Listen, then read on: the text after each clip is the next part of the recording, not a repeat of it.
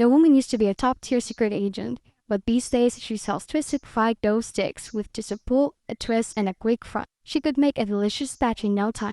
Lena's little shop offered great quality at low prices, so customers line up every single day. Even though she made good money, Lena's incredibly stingy and her husband's old clothes. Despite her pen-pinching ways, she had a knack for luck. One day, when she cracked open a bottle of soda, only to find a cab bill announcing that she won the grand prize of 7 illustrious trips to Hawaii. Visiting Hawaii has always been her husband's dream. He packed their bags, locked off the shop, and headed to the airport, buzzing with excitement. Boarded the plane, though, they discovered there were only 2 first-class tickets. Her daughter settled into the plush seats while her husband trudged into the back of the economy, and it soon took off. Soon as Lena realized the food was free, she gleefully twisted the compartmentals into little cake shapes and ordered plate after plate. Not long after, a flight attendant bought her a tray of nuts, accidentally knocked the whole thing over. With a blink of an eye, she managed to catch every single nut before it hit the floor. The attendant stared at her with awe. From that moment on, he looked at Lena with utter reverence since he was a kid. Above becoming a badass secret agent, after seeing Lena's reflexes, then she must have some extraordinary background.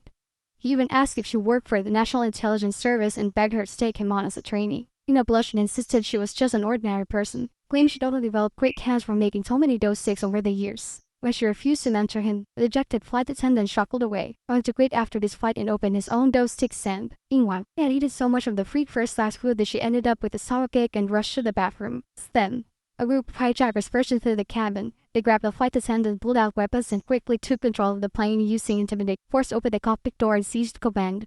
But oddly enough, they didn't care about money or hurting anyone. They were after a woman. Hijackers herded everyone into the economy class. When they spotted a long-haired woman wearing a face mask, anyone a dress like that just to take a flight was probably their target. The leader strode over and pressed a gun to her head, but the yak of her mask turned that she wasn't the one.